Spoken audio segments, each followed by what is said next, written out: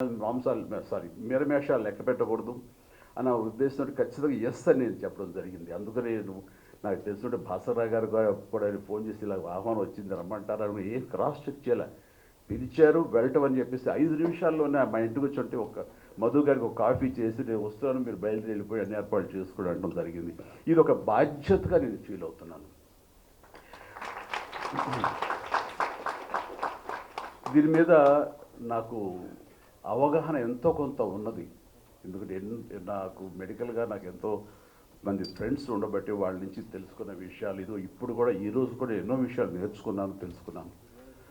And ఈ దిశగా నేను వెళ్తున్నప్పుడు నేను కూడా నాకు ఉన్నటువంటి లైఫ్ స్టైల్లో ఏమో అన్న దృష్టితో ఎప్పుడు కూడా ఉంటాను. నాకు ఫస్ట్ ఆఫ్ ఆల్ ఏదైనా సరే మన బాడీ మనకి తెలియజెప్పుతుంది మనం ఏమిటి, మనం ఎలా ఉన్నాం, మన కండిషన్ ఎలాగ ఉందనేది మన బాడీ ఎప్పటికప్పుడు మనకు తెలియజెప్తుంది. మన బాడీని వినే లెవెల్కి మనం కనుక సెన్సిటైజ్ అయితే, ఆ సున్నితత్వాన్ని మనం అలవరుచుకుంటే చెప్తుంది. ఇందాక ఒక సర్వైవర్ చెప్పినట్టుగా ఒక వ్యక్తి ఎక్కడి నుంచో ఉంది, నాకు చిన్న ఇది ఉంది బయాప్సీ ఉంటుంది దాన్ని ఏముంటుందని, అది ఉంది దాని ఏదో చిన్న గ్రూప్ అని వదిలేశాను. కానీ మా అబ్బాయి చెప్పిన దాన్ని బట్టి వెళ్ళారన్నారు. అది ఆయన కనుక తనకు ఉండి ఇదేమో ఎందుకు ఛాన్స్ తీసుకోవాలి అనే ముందే కనుక ఆయన అనుకుని ఉంటే కనుక ఎర్లీగా వెళ్తే దాని గురించి తెలిసి వచ్చేదేమో.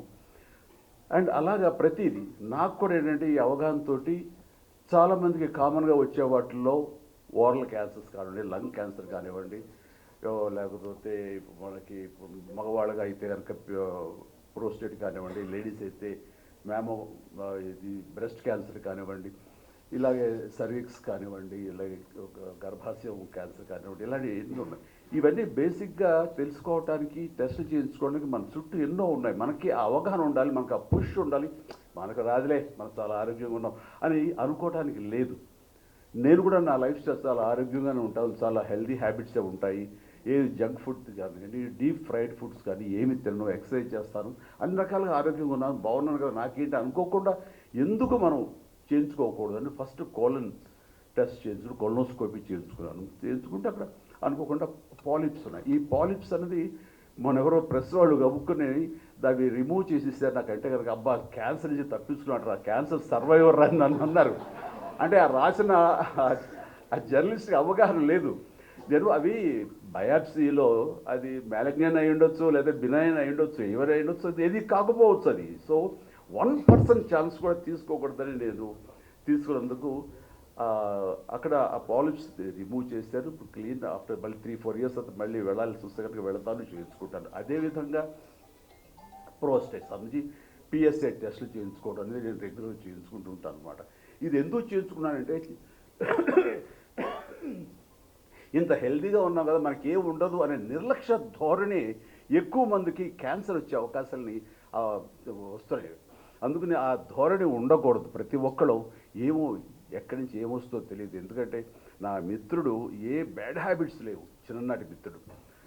అతను వచ్చిందా సడన్గా నాకు లంగ్ క్యాన్సర్ వచ్చింది, లంగ్లో ప్యాచెస్ కనబడతాయని చెప్పారు డాక్టర్లని. అదే ఎట్లాగా వచ్చింది అని, నీకేం బ్యాడ్ హ్యాబిట్స్ ఏం లేవు కదా, నువ్వు స్మోకరు కాదు, ఏ రకమైనటువంటి ఇవి లేవు, లంగ్ ఎందుకు వచ్చింది, మంచి అట్మాస్ఫియర్లోనే పల్లెటూరులో హాయిగా మంచి క్లైమేట్లోనే ఉంటుంటావు కదా వెదర్లో, ఎందుకు వచ్చిందంటే ఏమో తెలియదు అన్నాడు. ఒక్కోసారి ఎందుకు వస్తుందో తెలియదు, జెనెటిక్గా పెద్దల నుంచి రావచ్చు, అలాంటి అవకాశాలు ఉన్నప్పుడు అది వచ్చినటువంటి వాటికి తన బాడీని తను విన్నాడు. లేదంటే తన డాక్టర్ మిత్రుల దగ్గరికి వెళ్ళి నాకు దగ్గు వస్తానే ఉంది, దగ్గు తగ్గట్లేదు, ఆయాసంగా ఉంటుంది, ఎన్ని మందులు వేసుకున్నా తగ్గటలేదు అంటే, ఇన్ని మందులు వేసుకున్నా తగ్గటలేదు అంటే దీన్ని తేలిగ్గా తీసుకోకూడదు. ఆ డాక్టర్ మిత్రుడు ఆడు నా స్నేహితుడు తనేసి లంగ్కి సంబంధించినటువంటి సిటీ స్కాను అండ్ ఎక్స్రేలు తీసిన తర్వాత ఎక్కడో ప్యాచెస్ కనిపించి వెంటనే వెళ్ళిపో అంటూ హైదరాబాద్ పంపిస్తే నేను అతన్ని హాస్పిటల్లో నేను ట్రీట్మెంట్ అది చూపించడం చూస్తే ఇది క్యాన్సర్ తెలిసింది. అయితే ఫస్ట్ స్టేజ్లో ఉంది కాబట్టి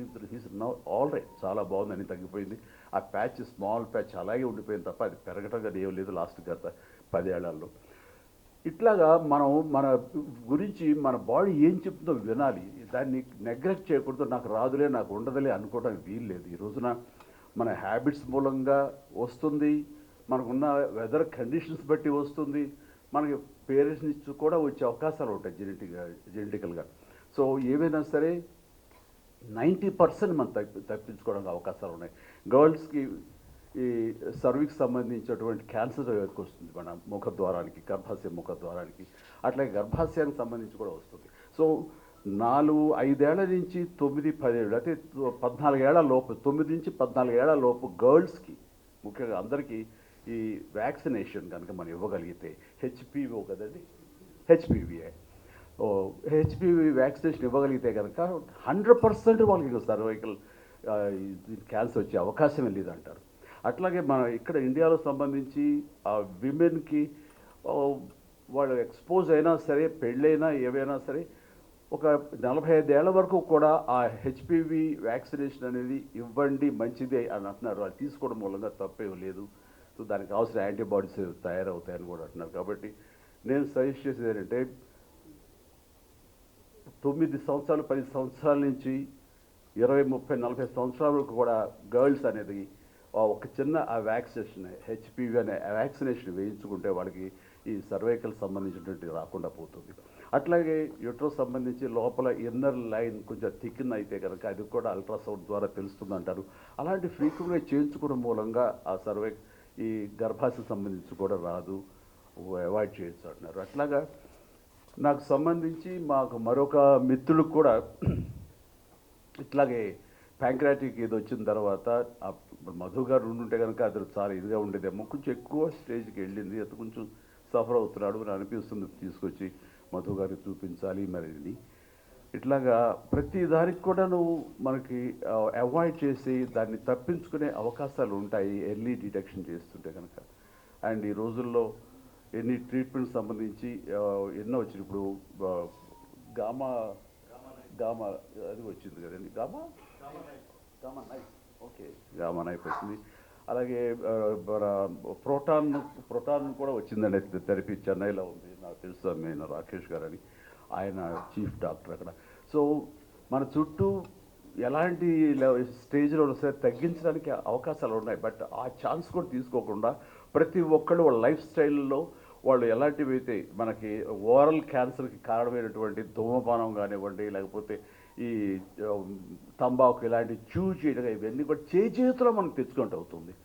సో దీన్ని దూరంగా చేసుకోవడం మూలంగా ఇంతవరకు అలవాటు ఉన్న వాళ్ళు ఇక మీద తెచ్చుకోకుండా మానేయగలిగితే అంత మించినటువంటి ఏం లేదు. ఎందుకంటే ఒక వ్యక్తి ఒక ఫ్యామిలీలో ఇలాంటి బారిన పడితే అతను వాళ్ళ ఫ్యామిలీకి దూరం అయితే ఆ ఫ్యామిలీ నష్టపోతుంది. అది నీ ఒక్కరితోనే పోదు, నీ ఫ్యామిలీ ఎంతమంది ఉంటారో అంతమంది కూడాను ఆ బాధకు గురి అవుతారు. అలాంటి అవకాశాలు రాకూడదు. ఇది నీకు ఒక్కరితో గురించే కాదు. సో నీకు అది సుఖాన్ని ఇచ్చిందని నువ్వు అనుకుంటావు, కానీ అది తెలియకుండా నేను నరక కూపంలోకి నెట్టుతుంది, నీ కుటుంబాన్ని మొత్తాన్ని కూడా నాశనం చేసే అవకాశం ఉంటుంది. కాబట్టి ప్రతి ఒక్కరు జాగ్రత్తతోటి ఆ గుర్తెరిగి అలాంటి బ్యాడ్ హ్యాబిట్స్కి వాళ్ళు లోను కాకుండా ఉండగలిగితే అది నిజంగా కుటుంబాన్ని మీరు బాగు చేసిన వాళ్ళు అవుతారు. ఇప్పుడు సెన్సస్ ప్రకారం ఇండియాలో దాదాపుగా ప్రతి సంవత్సరం కొత్త కేసులు 14 లక్షల మంది ఈ బారిన పడుతున్నారన్నది తెలిస్తే నాకు చాలా షాకింగ్ అనిపించింది.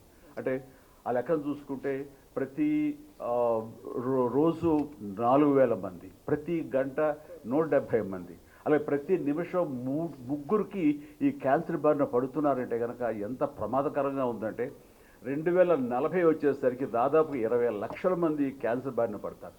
ఇదన్నీ అవాయిడ్ చేయాలంటే అది ఎక్కడో లేదు. ఎలాగైతే మనం పోలియో అనేది ఎలాగా ఒక దీక్షలాగా, ఒక కంకణలాగా మనం దాన్ని అవాయిడ్ చేయగలిగామో, పూర్వకాలం అయితే కనుక మసూచి అనేది ఎలాగ అవాయిడ్ చేయగలిగామో, ఈ క్యాన్సర్ని కూడా దాదాపుగా మనం దూరం చేసుకునే అవకాశాలు మనకు ఉన్నాయి. దానికోసం ప్రతి ఒక్కళ్ళు కంకణబద్ధులై ఇది రాకుండా చేసుకోవడానికి మీ చేతుల్లో ఉంది. మీ బాడీని మీరు వినండి. కాబట్టి మా బాడీ చెప్పిన దాని ప్రకారం వెళ్ళండి. అవకాశం ఉన్నవాళ్ళు ఎర్లీగా దీనికి కావాల్సిన టెస్టులు చేయించుకోండి. అది పిఎస్ఏ కానివ్వండి, అల్ట్రాసౌండ్ ద్వారా కానివ్వండి, లంగ్ సంబంధించి కానివ్వండి, ఇట్లా ఎన్నో ఉన్నాయి అవకాశాలు. అవన్నీ మీరు అబండెంట్గా అన్ని చోట ఇన్ఫర్మేషన్ ఉంది. ఆ రకంగా మీరు తెలుసుకుని దాన్ని ఆచరించి దీన్ని అవాయిడ్ చేయగలిగితే అది మీరే కాదు, మీ కుటుంబం అందరినీ కూడా హ్యాపీగా ఉంచిన వాళ్ళు అవుతారు. సో నాకున్న ఈ కొద్ది అవగాహనతో మీతో మాట్లాడగలిగాను. కానీ దీని మూలంగా మన వాళ్ళు ఏదైనా సరే ఫ్యూచర్లో క్యాంపెయిన్ చేయగలుగుతాము. మీరు మాకు దోహదపడండి. ఇది ఎక్కువ మంది రీచ్ అవ్వడం కోసం అవకాశం ఉంటే కనుక మోర్ సైంటిఫిక్గా, మోర్ ప్రిసైజ్డ్గా, కన్స్ట్రక్టివ్గా నా నుంచి కొన్ని షార్ట్ ఫిల్మ్స్ వెళితే కనుక ఎంతో కొంత ఉపయోగపడుతుంది. దాని ద్వారా నేను కూడా ఈ సొసైటీకి ఎంతో కొంత హెల్ప్ చేస్తాను అవుతాను అని ఈ సందర్భంగా నాకు ఇచ్చిన అవకాశానికి నేను ధన్యవాదాలు తెలియజేస్తూ కిమ్స్ హాస్పిటల్, కిమ్స్ సిబ్బందికి, మా మిత్రుడు భాస్కర్రావు గారికి, అట్లాగే మరొక సోదర తమ్ముడు సమానుడు మధు గారికి, అలాగే డాక్టర్ నరేంద్ర కుమార్ గారికి, వీళ్ళందరికీ కూడా నేను ధన్యవాదాలు తెలియజేస్తూ నాకు ఈ అవకాశం ఇచ్చినందుకు. నేను అట్లాగే భవిష్యత్తులో మీరు ఏదైనా చేయగలిగితే కనుక దీనికి సంబంధించి ఈ అవగాహన సదస్సులో నేను ఫ్రంట్లో ఉండి ఖచ్చితంగా ఈ అవగాహనకి సంబంధించిన వీడియోస్ కానివ్వండి, ఎనీథింగ్ నేను చేస్తానని మీ సందర్భం ఆదిస్తూ నన్ను ఆహ్వానించిన మరొకసారి ప్రతి ఒక్కరి పేరు పేరు నా హృదయపూర్వక ధన్యవాదాలు తెలియజేస్తాను. నమస్తే.